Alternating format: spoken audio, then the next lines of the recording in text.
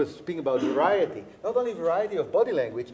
See what happens, for example, when one of his players does make a mistake. Okay? You want to see his reaction? It's a trumpet player who plays, well, not a wrong note, but a wrong attacca. The ah instead of pa or something like this. Now look at his reaction. It happens more than once. First time.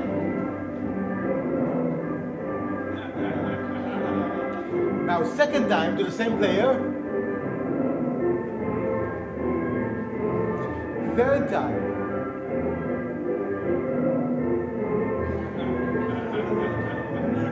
Yeah? First time was, this is not what we sort of agreed upon. Second time was, better get it right because it's very important. The third time was just wait for me after the concert. I have a short notice to give you, which is okay. It's not an inch or I don't know, a gram lighter in responsibility or precision, and everything is there, plus a lot more. The flow is there. Now, it was clear it took away some of his joy. Some of his joy. Well, when it happened, but he did not stop conducting. You know, I was present. There's a very interesting concert. Loin Mazel, who's a great conductor, came here to conduct the Israel Philharmonic, and he started the pa pa pa pa, and one guy made a mistake, coming in too early. So you know, it happens. This guy, he was so mad at the orchestra that he sort of played Roman Brogis. Angry with the orchestra. I don't know, he conducted the whole concert like this. Like nothing. So there was a mistake, but still things could go on. Now, there is a set of conditions which will allow you to put your players on a roller coaster. First of all, you have to get the consent. If you're taken into custody, no consent is needed.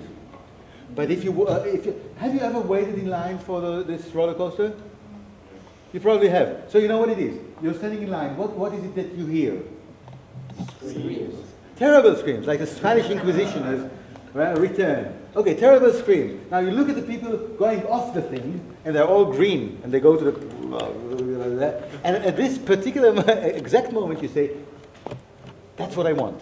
This is why I'm waiting here for 2 hours for this space mount, yeah, and pay so much money. This is what I want. I want to be experienced in the extreme. I want to be testing myself under those conditions.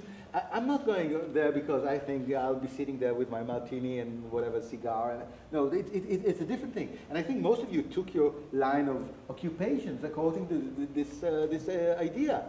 You don't want the most exciting thing to happen to you to be the coffee break or something. You have other aspirations. So this is how a Kleiber gets a group of people who want to be there with him. Now, it wouldn't be enough to control their process. It wouldn't be enough to be able to pick up mistakes and correct them. Something else is needed. And I think... Also, there's an issue, I think, of a long-term building up of trust. So, in other words, if you look at what the very fact that told us that story about them coming with the petition against him, so control does not create trust. But when you have trust, you'll follow somebody down a path that might be a little different, that you might not know all the twists and turns to, but you have enough personal trust in them to be able to follow them wherever they go. I absolutely agree with that. Now, I want to show you. I want to show you something that might seem a little strange to you after seeing such a hyperactive Kleiber so far. Look at Kleiber now. Tell me, why is he the way he is? In a second.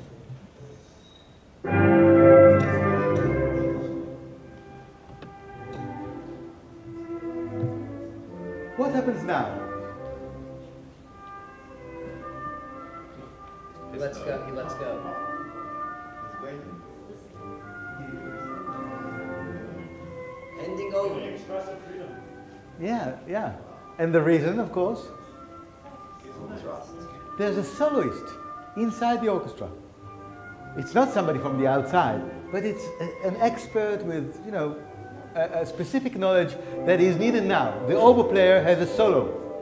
So Kleiber is still the boss, but he has no problem of stepping back and inviting. Look at the hand. Did you see that? What a beautiful invitation. Now the stage is yours. The nice thing about it is that he doesn't sort of say, look, I'm in the cafeteria, call me when you're done, or anything like that. He's there with him all the time, only in a different position. He's not dictating, he does not tell him what to do, or look at it. Look now.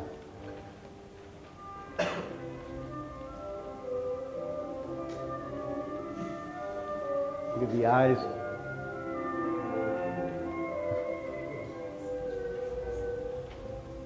And tutti again. Now, ain't that nice? Hmm?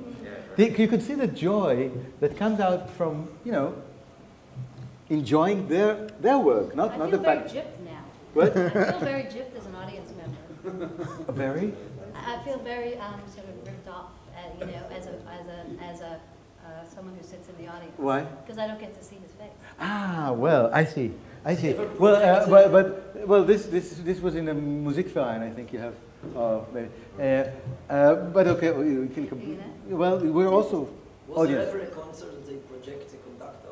Yeah, they tried this with American orchestras, but most conductors are not very beautiful, and you know, they didn't want it. The stage is proscenium, so there are people seeing him. Yeah, so, a little bit. But tell me, what was nice about it?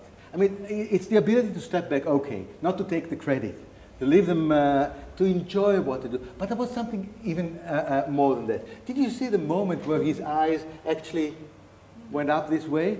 Now, what do you think about it? He enjoys it. Yeah, but you know, sometimes you get. Do you know this French pianist Hélène Grimaud?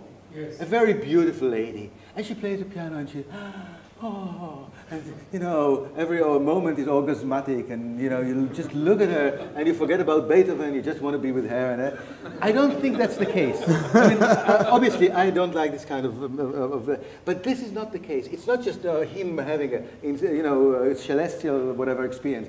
It's about conducting, but a different sort of conducting. I'll just say 2 words about it. Look, most of the things we do in life, I think we in general, in relations, but also in conducting, are based on the belief that Isaac Newton was right. You know, if you walk under a tree, an apple tree, and a tree happens, you know, an apple happens to fall, it will fall down on your head rather than fly to the air. If you hit a wall like this, your hand will also get, because it's the action and reaction thing. So if I want Vitali to play staccato, now if I had a long enough baton, I would just poke him, pum, pum, pum, and he would play staccato, you know, short. I don't. So I do the next best thing, which is to do this, pum, pum, pum. You know, I throw short packs of energy at him, and he plays staccato. This is all action and reaction. This is normal conducting. What he does here is not Newton, but rather Einstein, where you have a flexible universe. Now he says, what I control is not the sound itself, but I control the world into which this sound is being played. You understand? If this is true, then I, as a conductor, can exercise 100% control, not at the expense of the control of the player.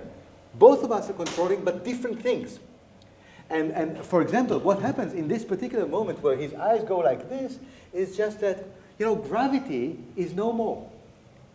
Gravity is being whoop, and the sound can go all the way up like this. And you see, it's not about understanding what he wants. Like, I could look at Vitali and say, Vitali, now, look, here. Yeah? Up. It wouldn't work. It's not about this. It's about changing the laws of nature of this universe.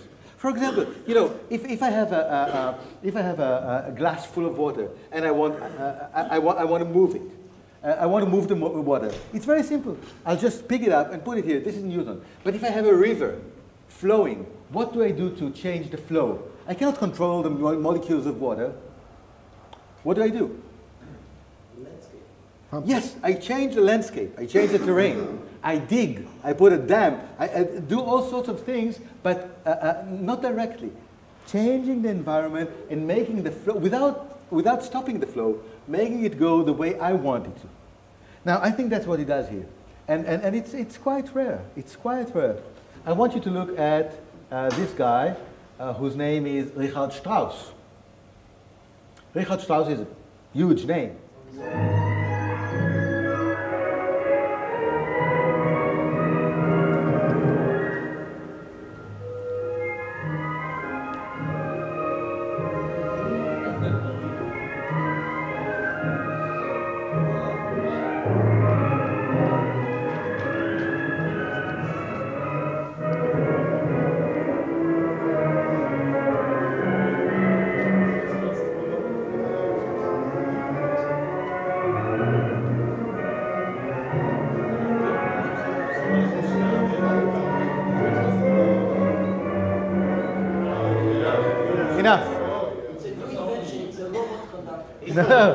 It's an old invention. It's an old invention.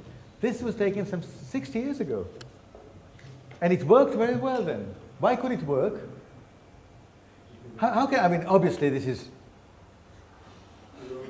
Did you see the guy? I'll give you a hint. The guy was looking at the score all the time, turning the pages. Now it's a very strange phenomenon because he is the composer. He wrote the music.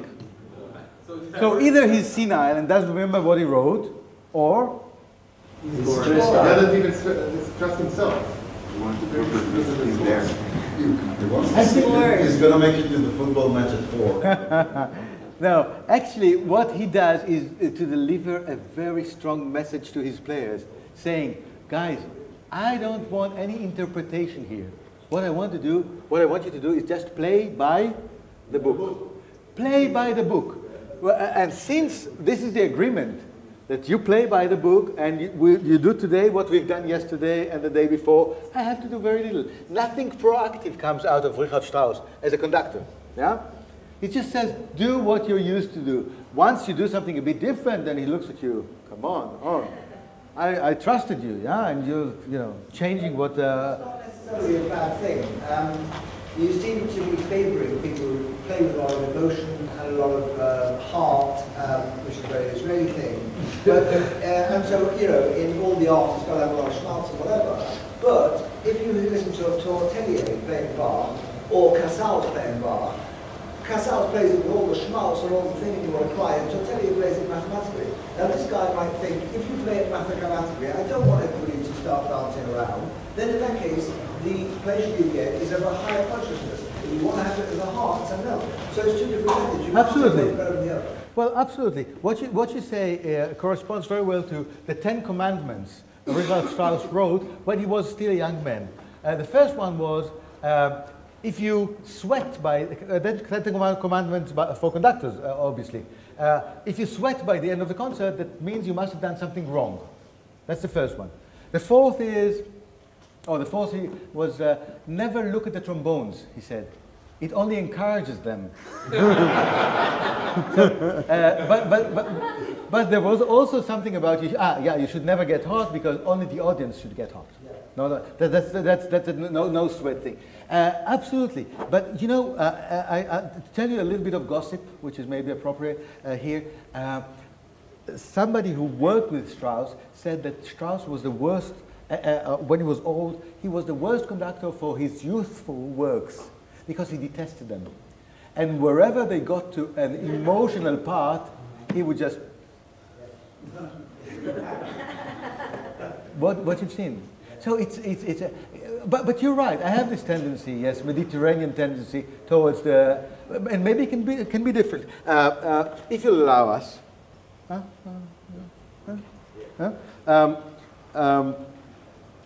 Look at this. This is much more reserved, I mean, than my favorite. But look at Karajan. Herbert von Karajan. Herbert von Karajan, 37 years, music director of the Berlin Philharmonic. Not a small thing.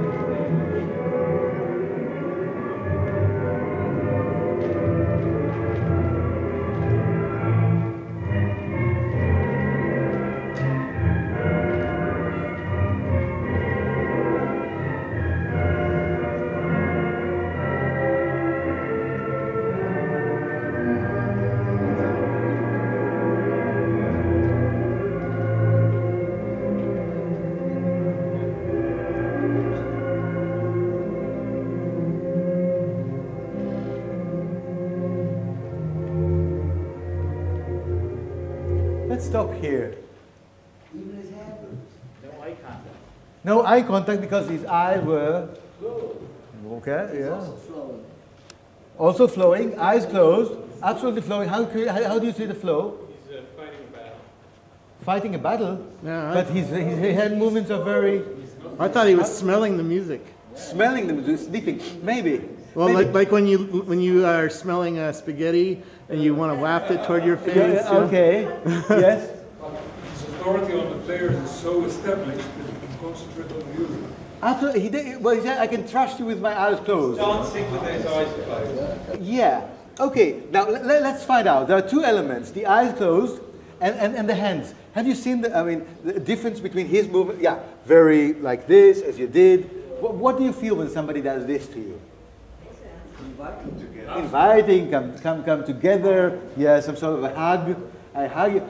Oh, and very close here, although the eyes are closed.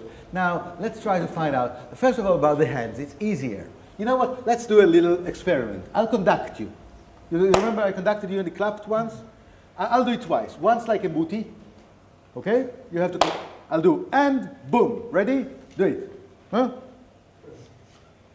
Get ready. Okay, again, I explain. Don't do anything. I explain. And boom. Ah! I said explain, I'm sorry. I'm muti now. I cannot sustain this for long, but I'll try. Okay, now, what I'm doing is, and boom. Ready? Okay, do it. And. Perfect. Now I'll do it like a karyan. Let me concentrate on the music. I trust you. Let's do it. Why is it not together? Why was it not together? Let's do it again. Why not together? Because the Berlin is the best orchestra in the world. Why not together? And we're not. Because you don't know when. Because it's not clear.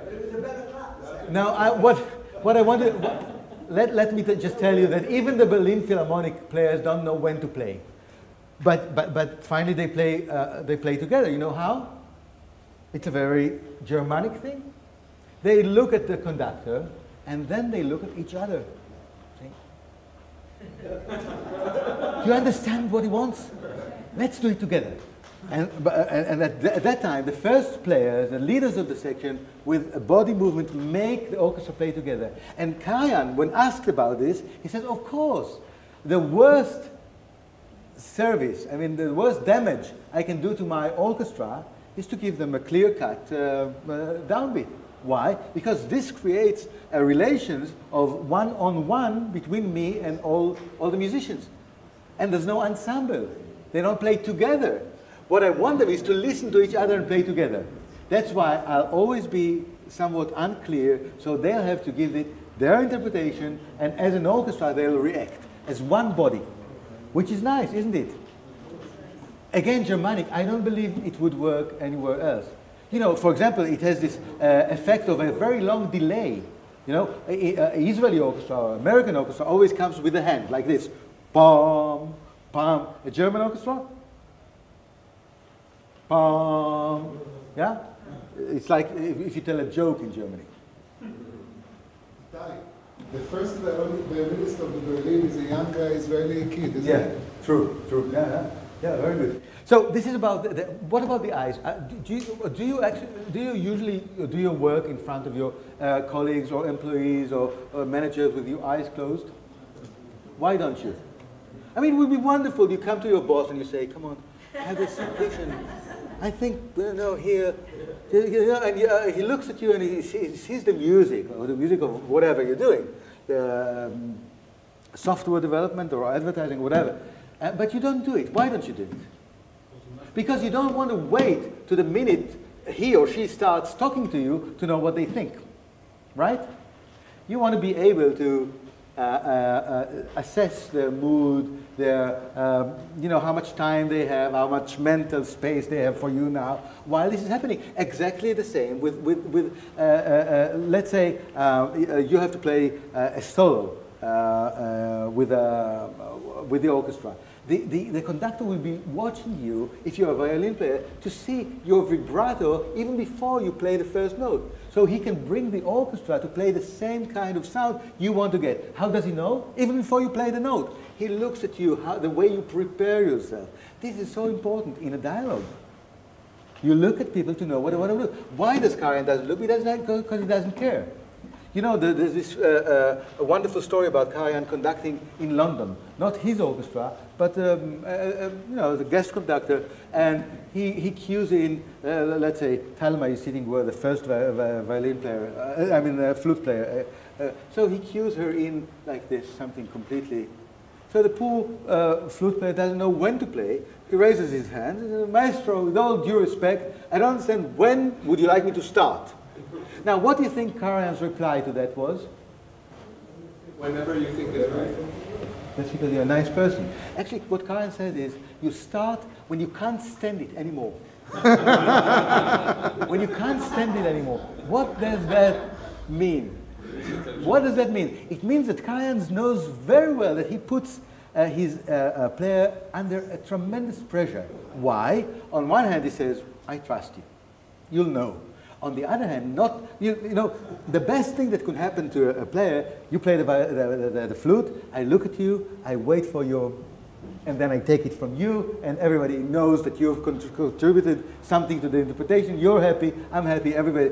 But what Karajan does is, he lets you, you know, be responsible for it, but you have no authority to change. The only solution you can, you know, come up with that will work is if you manage to guess Karajan's mind. The only music is in Karajan's head. Everything else is to serve the true music which is in his head. That's why, you know, he cannot look at the landscape, because the landscape is actually here, and everybody else watches the landscape. That's why his concerts, although they look very spiritual, were very often accused of being sterile. Nothing actually could happen. In a way, if you think of it, it's like a mirror of what Muti does. Yeah. Muti stands here, and all the arrows of you know, commands going this way. Karajan is a big magnet. Everything comes through him. So, just to finish up with one conductor that I cannot do without, Leonard Bernstein. You've heard the name, huh? Of course you have. Now, look at this. What I can promise you is that you won't be dancing on your seats. Not only because you're sleepy, but also because this is a very, well, no, this is still Karajan. Now, this is Bernstein. This is a very heavy piece of music. Hugely inappropriate for this time of day, a Mahler symphony. Now look at what happens here during this Mahler performance.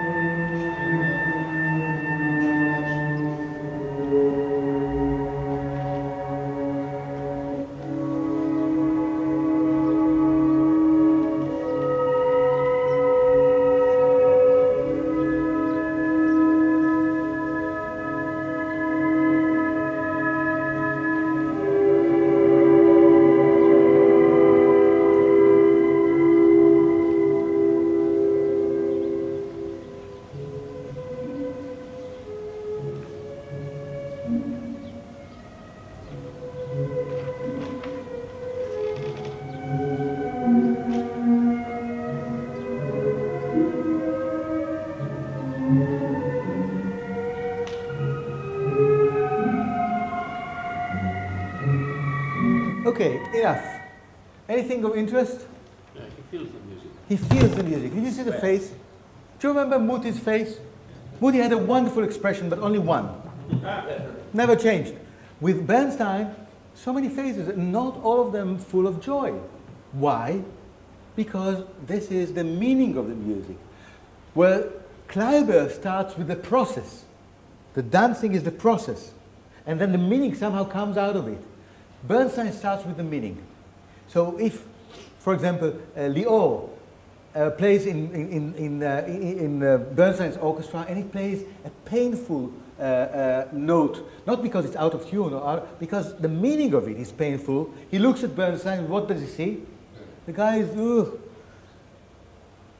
suffering under the tone of, but not suffering in a way you want to speak. It's like to stop. I mean, it's like enjoying himself in a Jewish way, if you know, yeah. נהנה באופן פולני, כמו שאומרים. Yeah. And so at this point, Lior can say to himself, who's actually the conductor here? Who's connecting? Who's bringing it forward? It's me. And what he does, the conductor, is to respond to what I do and spread it again, because it's a huge mirror. It's not such a small. It's a huge mirror that tells everybody now Lior has the leading voice. Somebody else plays a wonderful, sweet tone. He looks at Bernstein. Bernstein looks as if you put a cube of sugar on the tip of his tongue, and they're all melting with sweetness. And again, it's a great big empowerment of the individual player. Now you can say, how can he do that? I mean, it's like what Zubin said. I have 110 interpreters. Each one does what he wants. No, he does this after you've seen him at the beginning doing this, even like Muti, a bit trembling, but not after stopping you and just, but actually asking you to play more. But again, very authoritative, and you've seen him sweat like Kleiber, trying to create this togetherness, and then opening it to a dialogue. And this is quite rare. Having a dialogue at this very sensitive point in the music, just saying to the players, I trust everything you do to be in the right context, and now you do what you feel. Now, just to finish up with one personal remark, I had the tremendous luck of being a student of Bernstein and also his assistant. And I went with him to different orchestras, and I always was amazed not only by the outcome of what he did, but the difficulty to make people realize what it is worth for them to become partners. Because usually people, big organizations like this, it's not Orpheus Orchestra. They sit there and they say, wonderful, a great conductor arrived. Now tell me what to do. I'm here. I'll do whatever you tell me. And Bernstein says, I cannot tell you what to do. I need you here, not as an instrument, not as a professional, but as a human being. Bring everything that you have, play the music. Yeah? And then I can react to that and create a dialogue. But to bring them to that point, once they did, however, the result was 200% of what, Muti would get 100% of an orchestra's ability. Bernstein would make them play 200% of their ability. And they were grateful. Listen, I remember when we were in Sevilla, there was a lecture, just before my lecture, there was a lecture by Gillerman. Danny Gillerman was an Israel ambassador to the UN, and he said in one of his lectures, somebody just walked out in the middle, and Gillerman was very offended. And he said, excuse me, why do you get out in the middle of my lecture? The guy says, I'm sorry, I need to get a haircut. So Gillerman says, couldn't you get your haircut before my lecture? He says, before your lecture, I didn't need a haircut. So, that I remember. So I guess you're all gonna get your haircut now. I thank you so much. I think it was so sauna-like that I can but admire your ability to. Thank you.